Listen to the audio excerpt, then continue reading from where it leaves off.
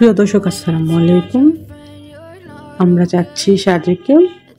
Sajek valley বর্তমান সময়ে ভ্রমণ পিপাসু মানুষের কাছে সবচেয়ে জনপ্রিয় গন্তব্য। রাঙামাটি জেলার বাঘাইছড়ি উপজেলার অবস্থিত সাজেক বাংলাদেশের সবচেয়ে বড় ইউনিয়ন হিসেবে খ্যাত। সাজেক ভ্রমণে আমরা যাত্রা শুরু করি ভোর 5টার সময় চট্টগ্রাম শহর থেকে, আর আমরা এখানে এসে 8:30টার মধ্যে পৌঁছে যাই। তবে আপনি যেখান থেকে যাত্রা শুরু করেন আপনাকে অবশ্যই দীঘিনালাতে সকাল 9টা থেকে 9:30-এর মধ্যে এসে পৌঁছাতে হবে। দীঘিনালা থেকে বাকি রাস্তার নিরাপত্তার জন্য আপনাকে সেনাবাহিনীর এসকোর্টে যেতে হবে।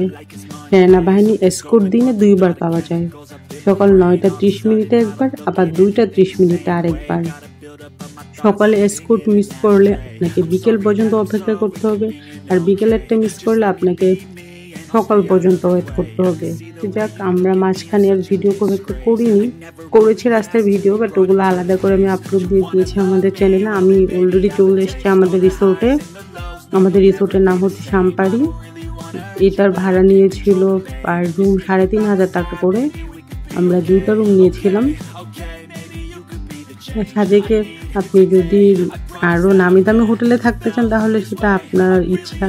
যেমন সবচাইতে আমার কাছে মনে হয় রুনময়, এরকম 2-একটা রিসোর্ট আছে, বাট আমরা যে রিসোর্টটাতে ছিলাম এটা মাঝারি মানের।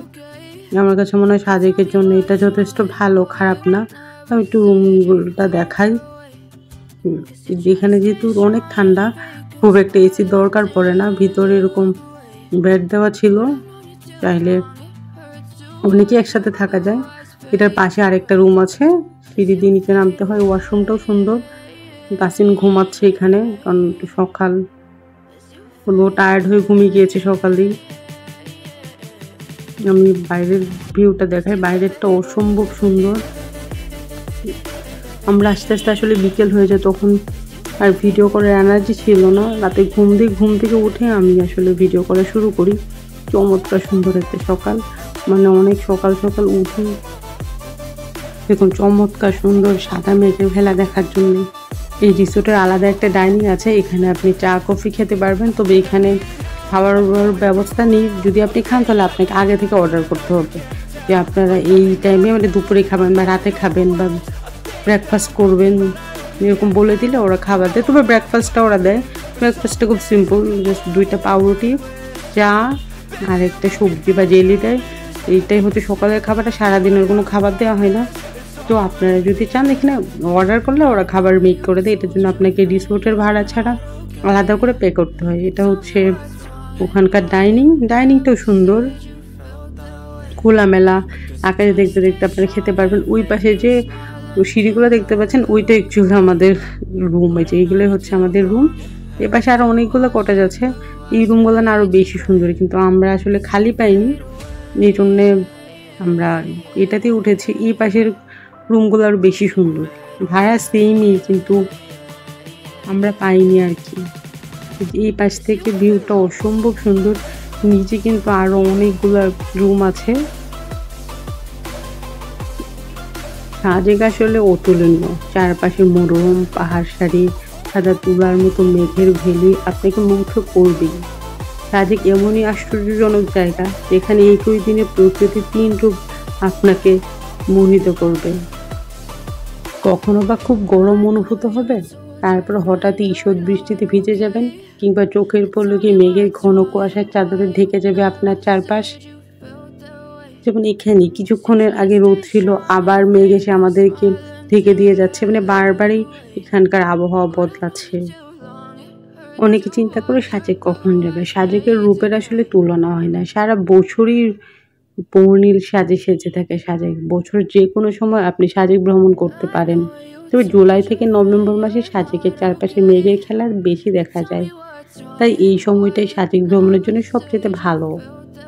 সাজেকের অবস্থান রাঙামাটি জেলায় হলেও খাগড়াছড়ি জেলার দীঘিনালা হয়ে সাজেক যাতায়াত ব্যবস্থা বেশি ভালো, তাই প্রথমেই আপনাকে খাগড়াছড়ি চলে আসতে হবে। ঢাকা থেকে বা বাংলাদেশের যে কোনো জায়গা থেকে আপনি প্রথমে চলে আসতে পারেন খাগড়াছড়িতে, বা খাগড়াছড়ির যে দীঘিনালা আছে ওইখানে। ঢাকা থেকে খাগড়াছড়ি যেতে চাইলে আপনি সৌদিয়া, সেন্ট মার্টিন, হুন্দাই, দেশ ট্রাভেল, শ্যামলী, শান্তি পরিবহন, এসআরএম ইত্যাদি অনেক বাস পেয়ে যাবেন। নন এসি এইসব বাসের ভাড়া পড়বে 750 টাকা থেকে 850 টাকা। আর এসি বাসে যেতে চাইলে সেন্ট মার্টিন, হুন্দাই, রবি এক্সপ্রেস, হানিফ এন্টারপ্রাইজ, শ্যামলী, এরকম আরও অনেকগুলো বাস আছে। ওই বাসে ভাড়া পড়বে 1000 টাকা থেকে 1600 টাকা। আর বাসগুলো সাধারণত রাত 10টার মধ্যে খাগড়াছড়ির উদ্দেশ্যে ছেড়ে যায়। এছাড়া শান্তি পরিবহন বাস সরাসরি দীঘিনালা যায়, ভাড়া 700 টাকা।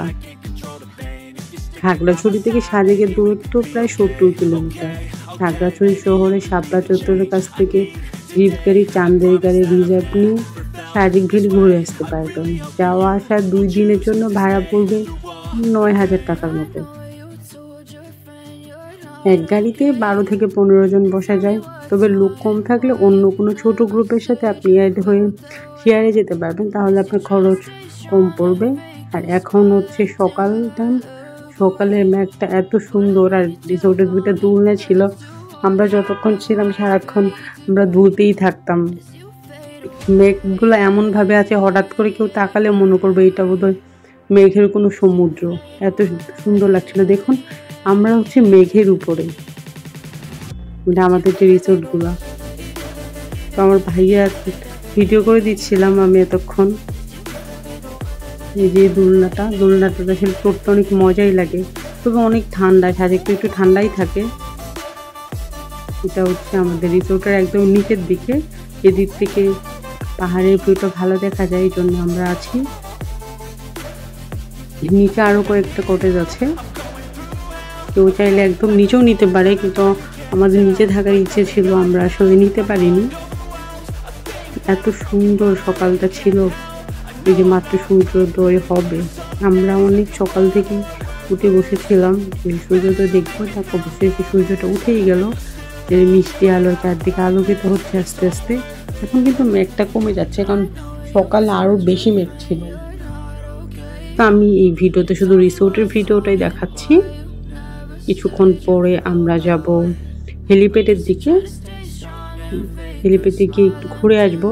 যদিও সকালবেলা ও হেলিপ্যাডে খুব একটা মানে বাজার টাজার বসে না, বিকেল দিকে ওই জায়গাটাতে প্রচুর দোকান বসে, এত সব টেস্টি স্ট্রিট ফুড, মানে ফ্রাইড যত জিনিস আছে, যেমন মোমো, চিকেন ফ্রাই, জিলাপি, পেঁয়াজ, সব কিছু পাওয়া যায়। আমরা আগেই ভিডিওতে দেখেছিলাম, তবে একটু পরে আমরা আবার যাওয়ার সময় আপনাদেরকে রাস্তাটা দেখাবো। তবে ফাইনালি সন্ধ্যাবেলা আবার যাব আমরা। এখন রিসোর্টটা একটু দেখাই আপনাদেরকে। একটু আগে একটা দোলনাতে ঝুলেছিলাম, এখন আমি আরেকটা দোলনাতে এসেছি, কারণ দোলনাগুলো এত সুন্দর, দুলতে ভালোই লাগছিল। আর মিষ্টি ঠান্ডা বাতাস বারবার ছুঁয়ে দিয়ে যাচ্ছিল আমাদেরকে। আপনারা চাইলে সাজেকে যদি মনে হয় যে না 2টা রিসোর্টে থাকবেন, তাহলে 2 দিন 2টা রিসোর্টে থাকতে পারবেন, তাহলে ডিফারেন্ট ভিউটা পাবেন। তো আমরা একটা রিসোর্টেই ছিলাম, তবে এই রিসোর্টে থেকে বিভিন্ন রিসোর্টে আমরা ঘুরতে গিয়েছি। আর সাজেকের সকালটা আসলে অনেক ভালো। আমি চিন্তা করছি নেক্সট ডে সকালে হাঁটতে বেরোবো। এখানে একটা সুন্দর মসজিদ আছে, আসার সময় দেখেছিলাম, ওই মসজিদটার এখানে যাব। মসজিদের পাশের ভিউটা অসম্ভব সুন্দর, মনে হবে আপনি ইউরোপিয়ান কোনো কান্ট্রিতে আছেন। ভাইয়া দুষ্টামি করছে আমার সাথে, মানে এত ভালো লাগছে। মেঘের ফেলা দেখতে আসলে যেতে ইচ্ছা করছে না। আর ট্যুর বা ঘাসের মধ্যে কুয়াশা পড়ছে, অনেক সুন্দর ভিউ। তো আমরা আস্তে আস্তে যাচ্ছি হেলিপ্যাডের দিকে। সাজেকে তো চারপাশে সবুজ ঘেরা, আর সবুজের চারপাশে মেঘের ভেলা কিছুক্ষণ পরে যায়, অসম্ভব সুন্দর একটা জায়গা। এই যে আমার ডান দিকে হচ্ছে হেলিপ্যাড, এখানে হেলিকপ্টার নামে, এই জন্য জায়গাটার নাম হেলিপ্যাড। সন্ধ্যার সময় চারপাশ দিয়ে অনেক বাজার বসে। আপনারা যদি স্ট্রিট ফুড খেতে চান তাহলে সন্ধ্যাবেলা এখানে চলে আসতে পারবেন, আর চাইলে এখান থেকে কিছু স্ট্রিট ফুড বাসায় নিয়ে যেতে পারবেন, কারণ এত মজার। তবে এই খাবারগুলো আসলে সন্ধ্যার পরিবেশে দিনের বেলা খুব একটা থাকে না। তবে যাই হোক, এই চমৎকার সুন্দর মিঠু বোটটা অসাধারণ লাগছে। তো আমরা যাচ্ছি হেলিপ্যাডের দিকে, পাশে পড়বে রুন্ময়তে একটু দেখাবো আপনাদেরকে। কিছুক্ষণের মধ্যে অনেক সুন্দর একটা জায়গা দেখতে পাবেন আপনারা। তো আমরা যাচ্ছি গাড়িতে করে, গাড়ির থেকে মূলত এই ভিডিওটা করা। এইটা হচ্ছে রুন্ময়, জায়গাটা মোটামুটি সবাই চেনে, সামনে হেলিপ্যাড আর বাম দিকেই আছে দোকানগুলো, যে দোকানগুলোর কথা আমি এতক্ষণ বললাম। এখানে আকাশটাও চমৎকার সুন্দর। এই খাবারের দোকানগুলো রাত্রেবেলা অনেক বেশি জমজমাট হয়ে ওঠে। তো সন্ধ্যাটায় চেষ্টা করবেন এখানে কাটানোর জন্যে। আর এখানে সুন্দর সুন্দর ওদের হাতের তৈরি কিছু প্রোডাক্টও পাওয়া যায়, যারা এখানে লোকালভাবে বিক্রি করতে আসে। তো ভালো থাকবেন, আল্লাহ হাফেজ।